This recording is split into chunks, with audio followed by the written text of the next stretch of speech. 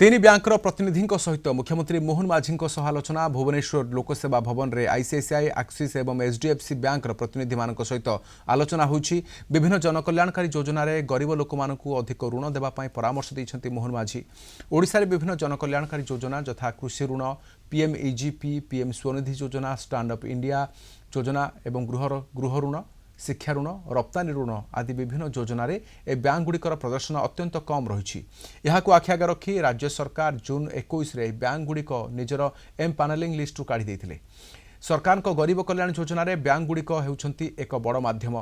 तेणु यह सबु बैंकगुड़िक विभिन्न योजन जो गरीब लोक मैंने उपकृत होउछंती से अधिक लोक ऋण देवाई मुख्यमंत्री परामर्श देते। खूब शीघ्र यह प्रदर्शन में उन्नति आसिबो बोली बैंक प्रतिनिधि माने मुख्यमंत्री को भरोसा देते।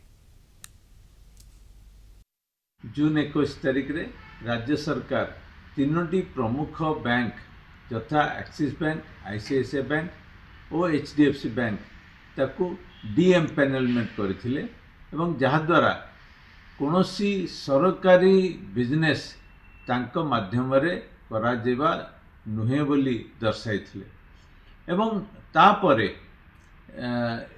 तीनोटी बैंक रो सीनियर एग्जीक्यूटिव माने आसी माननीय मुख्यमंत्री को भेटी एवं डिस्कशन मध्य करथिले।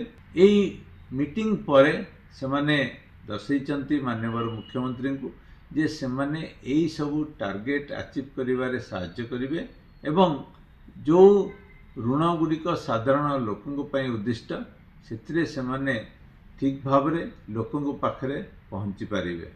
आमे आशा करिबा जे एई बैंक माने तांकर जो टार्गेट से मैंने अचीव करेंगे एवं जो ऋण साधारण लोकों एवं लास्ट माइल बरोवर उद्दिष्ट से सफलता हासिल करेंगे।